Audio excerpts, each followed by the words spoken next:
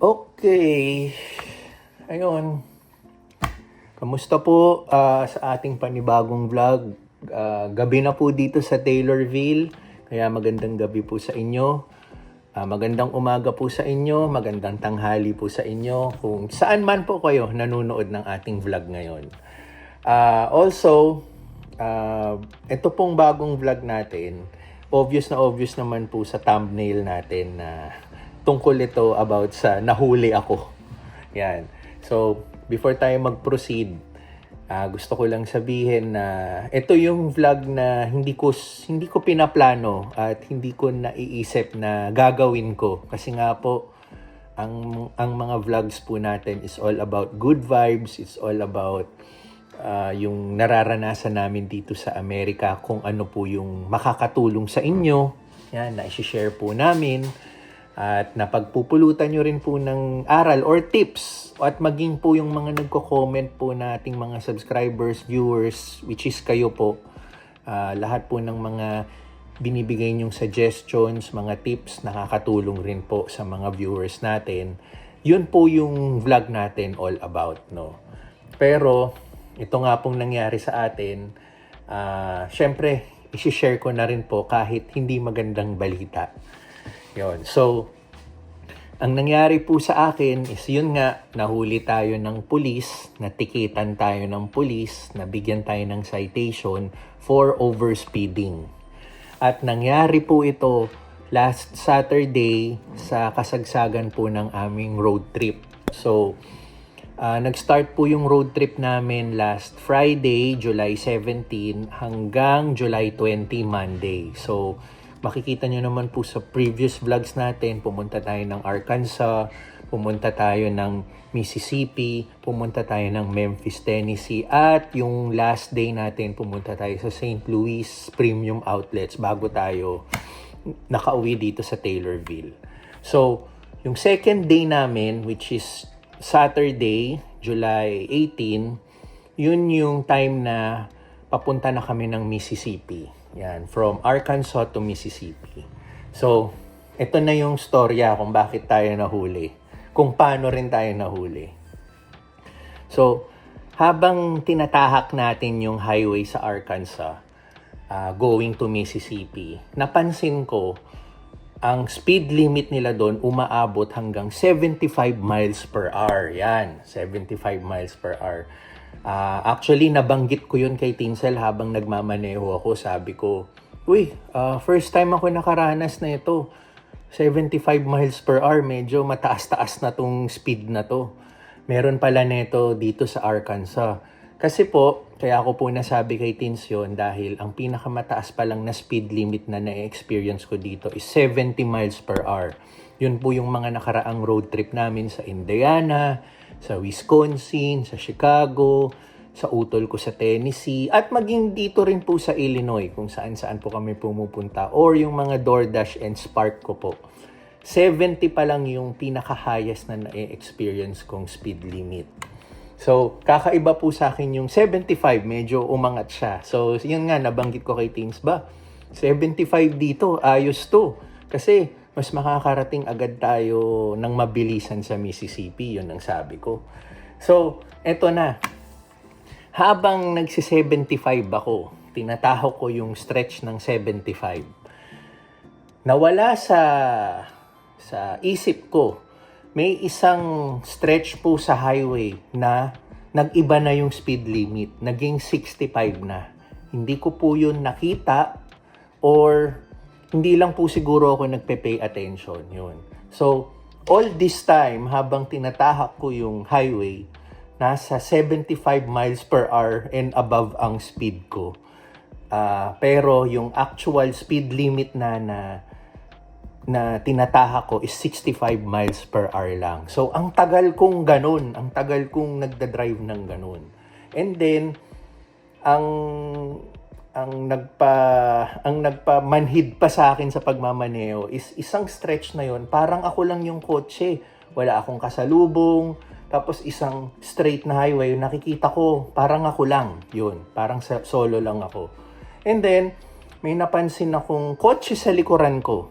Hindi siya police mobile, ordinary kotse lang siya. Yan.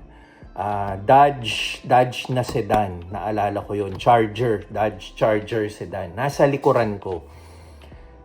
Napansin ko, okay, nasa likuran ko lang siya. Parang nasabi ko, uy, may kasama na ako sa likod. So, drive pa rin ako ng 75 miles per hour. And then, all of a sudden, nagulat ako. Pagtingin ko ulit sa rear mirror ko, yung kotse sa likuran ko na Dodge Charger, biglang umilaw. Nag-siren na siya. Yung blinkers niya, yan. Napansin ko, nagbi-blinker na siya and nag-siren na siya. So, nagulat ako, uy, police pala to. So, as in, ordinary car, walang nakalagay na police, walang nakalagay na wangwang. Bigla lang umilaw yung nguso niya. Yan, tas nag-siren na. So, instinct sa akin na tumabi, na mag-pull over. Yun. So, nag-pull over ako. Nagtaka ako, yung pagbukas ko ng bintana, lumapit na siya. Sabi niya is, ayun, kung alam ko daw ba na nag-overspeed na ako. So ako nagulat ako, sabi ko, hindi naman po. Parang, eto, tinatagalog ko na lang hindi na ako. English yun, syempre. So, tinanong niya ako kung aware daw ba ako na nag-overspeed na ako. Sabi ko, hindi ko po alam eh. Parang, ang alam ko nga, 75 miles per hour. So, sabi niya na mali ka, nasa 65 miles per hour zone ka. Ang tagal ko na daw tumatakbo ng nasa 75 ang speed ko. Kaya na-decide niyang iwangwang na ako, i-blinker na ako para mag-pull over ako. So, unang akala ko, wawarningan lang ako. Kaya lang niya ako pinull over para paalalahanan na ang bilis ko. Pero, tinuluyan na pala ako, tinikitan ako. So, ang ginawa, hiningi yung license ko, hiningi rin po yung insurance ng kotse. So, mga ilang minutes po yun, bumalik siya sa kanyang kotse. Siguro dahil bine-verify niya yung binigay kong mga documents and yung lisensya ko nga. And then, pagbalik niya, may dala na siyang citation ticket, overspeeding nga. So, ang nakalagay po dun sa ticket, which is, wait nga pala, ito yun. Ayun. Ito ang aking citation ticket. Ang nakalagay dito sa citation ticket ko is overspeeding 80 miles per hour on a 65 miles per hour zone. Yun. So, naisip ko, nag-80 miles na pala ako. Pero, siguro yun yung siguro yung nakita niyang speed ko that time na tinatakbo ko. Pero, regardless, overspeeding pa rin ako. So, yun po yung naging, yun po yung naging violation ko. Yun yung naging citation ko. So, yun, ang bilis lang ng pangyayari. Sinabi niya na, ito nga, binigyan niya ako ng ticket. Tapos, since Saturday yun, walang bukas na government office. Sinabi sa akin ni police officer na antayin ko na lang mag-Monday. Tapos, tawagan ko yung phone number na naka-indicate dito sa aking citation ticket. So, naka-indicate dito yung phone number na tatawagan ko, which is nakalagay is the court phone number. So, sa korte to, phone number ng court. Sa Arkansas, doon ako tatawag come Monday. So, bibitinin ko muna yung kwento ko kasi yung day nang nahuli ako, after ilang hours ni-record ko, nag-video ako, and then yung succeeding days na tumawag ako sa korte at kung ano na yung nangyari, papakita ko muna bago ko ituloy yung kwento ko. So, ito. Flashback. Ito yung current road trip namin sa Arkansas and Mississippi. So, few hours ago, na tikitan tayo ng isang police officer sa Arkansas. Ang citation sa atin is overspeeding 80 miles per hour on a 65 miles per hour zone. Yon. So, nagtanong tayo ano yung mga steps na kailangan natin gawin. Binigyan tayo ng ticket. Yung ticket naman yan, pinakita ko na sa present day. Paki-check na lang. So, yung ticket na yon, tatawag tayo sa Monday sa court. Yan, tapos bibigyan na lang tayo ng instructions ng court kung ano yung mga next steps natin. So, next clip tayo. See you on Monday. Ito na yung day na tumawag tayo sa court para sa ating citation ticket. Siya nga pala, nandito kami sa South Haven, Mississippi. Border lang siya ng Memphis, Tennessee. Today yung last day ng aming road trip. Nanggaling na kami sa Arkansas and itong ang Mississippi and also Memphis. So today babalik na kami sa Taylorville. Pero focus tayo dito sa ating citation ticket. Kakatawag ko lang few minutes ago. Naka-provide naman dito sa citation ticket ko yung phone number na tatawagan, which is the court phone number. So, tumawag ako, nag-ready na rin ako ng script ko kasi nagtanong tayo kay ChatGPT, no? So, ito yung naging script ko. So, pagka-dial ko, may sumagot agad. Tapos, ito na yung script na sinabi ko. Hi, good morning. I received a speeding ticket in your jurisdiction and I'm calling to see what my options are. I would like to know if this court offers a way for me to keep this ticket off my driving record, like a probation period or a court-approved online defensive driving course. So, yung narinig niya yon, yung binanggit ko yung script na yon, sinabi niya, pwede naman daw yung options na binanggit ko. So, ang nangyari lang, kakakita niya lang din ng citation ticket ko, hiningi niya yung ticket number. So, nandito lang sa upper right corner yung ticket number. Binanggit ko sa kanya. And then nakita niya na nga yung pangalan ko. Pero sabi niya, tomorrow na daw ako magbayad, which is July 21, na via online. Ito yung website na kailangan kong magbayad. myfinepayment.com. Yan. Pwede daw magbayad through credit card. Tapos, may instructions daw doon kung ano yung next steps na gagawin ko. So, okay. Doon na tayo sa clip for tomorrow. Nandito na tayo sa Taylorville. Tapos na ang aming 4-day road trip. Thank you Lord. Safe naman kami nakauwi from our trip. Si Teens nasa work na. Kami ni Pixar kikilos pa lang para mag-start mag-DoorDash and Spark. Yan. Kailangan natin sumundot kasi nga eto na. Nagbayad na tayo ng ating fine sa ating naging citation, sa ating naging violation 2 days ago sa Arkansas. So, ang ginawa ko ngayon, nandito na tayo sa next step. Pumunta na ako sa website, myfinepayment.com. Naka-indicate din siya sa likuran ng citation ticket mo. Tapos, user-friendly naman siya.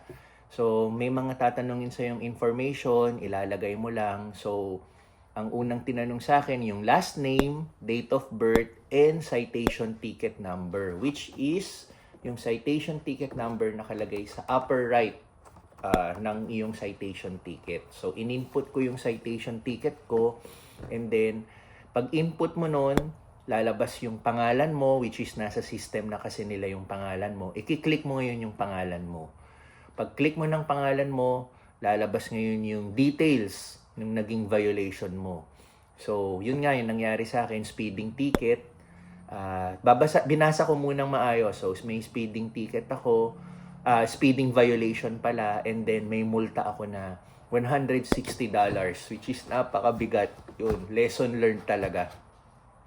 So, $160 yung fee, and then, pwede ko na siyang bayaran straight.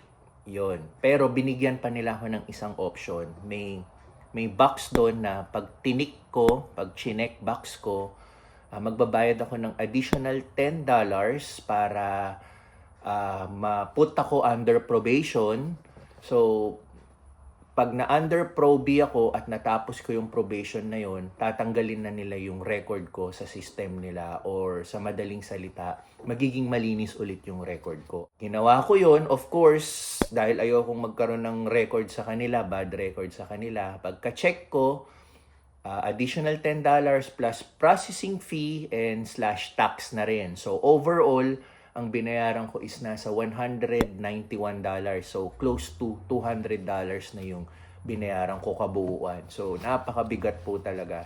So pagkabayad natin yon, may lalabas na confirmation doon sa screen Either i-print mo yon, screenshot mo, para may copy ka, may proof ka na nagbayad ka ng yung violation, plus pumayag ka under probation. So, ganito nangyari. May in-indicate din kasi akong email ko. Sinend din nila sa email ko. So, ako, itatago ko na lang yung email ko na yon and nag-screenshot na rin ako para may proof ako na nagbayad na ako ng aking violation ticket. So, after nun, hindi pa rin ako mapakali kung okay na ba yon. Kasi, according sa email, okay na lahat eh. Ginawa ko, tumawag ulit ako doon sa court phone number. Yun yung tinawagan ko kahapon. Sinabi ko sa kanila na nagbayad na ako. Sinabi ko sa kanila na actually kakabayad ko lang. Tapos nakita nga nila sa system na bayad na tayo. Ngayon, tinanong ko paano ba yung probation period. Sabi nila, for the next 6 months, kailangan wala akong maging any violation, any traffic violation. Kung hindi, i-deny nila yung request ko for yung maging malinis yung record ko for the next 6 months. Yan. So kailangan 6 months maayos tayong mag-drive, wag tayong mag-commit ng any violation, or sa madaling salita, wag mo na lang ibase yung 6 months. Maging maingat ka na lang at all times. Kahit 6 months pa yan, 1 year, 2 years, forever, maging maingat ka na lang na driver. Kaya nga po, learning experience sa akin. So, ayun. So, pag natapos natin yung 6 months na malinis tayo na walang citation, walang violation, or any anuman malalabag tayo sa rules, ayun, i-scratch off na nila yung record natin sa system nila at magiging malinis na ulit yung record natin. So, yun, magpapakabait na tayo double time, triple time sa pagmamaneho. So, ayun, nakita nyo naman yung mga steps na naginawa ko after tayo mahuli hanggang umabot na tayo sa puntong ito na under probation tayo for 6 months. So, wala akong isusugarcoat, wala akong idadahilan, wala akong ipapalusot kung bakit natin nagawa yun. Talagang aminado tayo at sadyang pagkakamali ko, kailangan natin tanggapin, kailangan natin harapin, at kailangan natin pagkunan ng aral yan.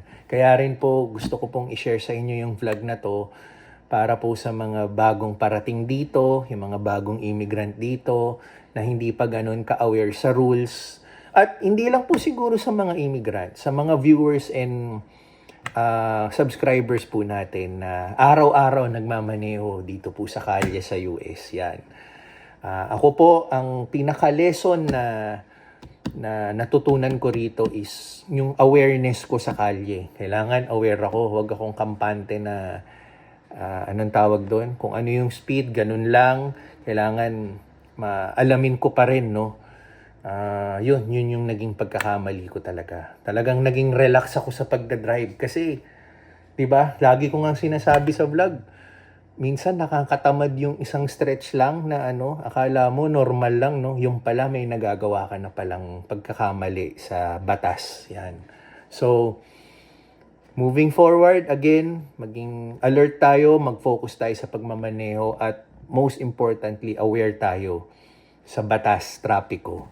Yan. So, buti, yun lang yung nangyari sa atin. Buti, binigyan tayo ng pangalawang pagkakataon. So, pakabait tayo for 6 months. Actually, hindi lang 6 months. For the rest ng driving career natin dito sa US, kailangan magpakabait tayo para hindi na tayo ulit makakuha ng citation ticket. Siya nga pala, added information.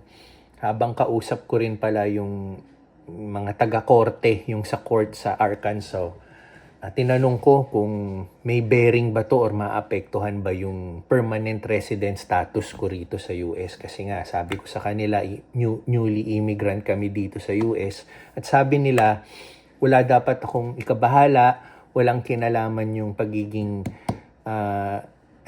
tawag doon, yung resident status ko rito doon sa naging violation ko. Kasi everyday, normal lang naman daw yung nangyayari sa akin. Marami rin ibang nakaka-commit ng overspeeding, kay immigrant, kay turista nga daw meron, or maging citizen na rito. So, maging learning experience lang daw to sa akin para at least Yun, wake up call ko, wake up call. Para hindi na ulit mangyari. Pero sabi din nila, may mga ibang traffic violation na magiging criminal offense, which is malayo tayo doon. Tinanong ko rin ano yun, nagbigay lang sila ng example. Yun yung mga reckless driving, yun yung DUI, driving under the influence, yun yung pag nakainom ka, yung toxicity level ng alcohol sa ano mo, bumagsak ka, yun, parang criminal offense yata sa kanila. At mas mabigat na parusa yun. At hindi sila nagbibigay ng second chance tulad nung binigay nila sa akin. So, again, wala daw ako dapat ikabahala. Pero, ayun, again, magpakabait tayo moving forward sa pagmamaneho. So, ayun, again, pasalamat ako kay Lord. Yun lang yung naging parusa sa atin at hindi na naging grabe. Kaya, okay,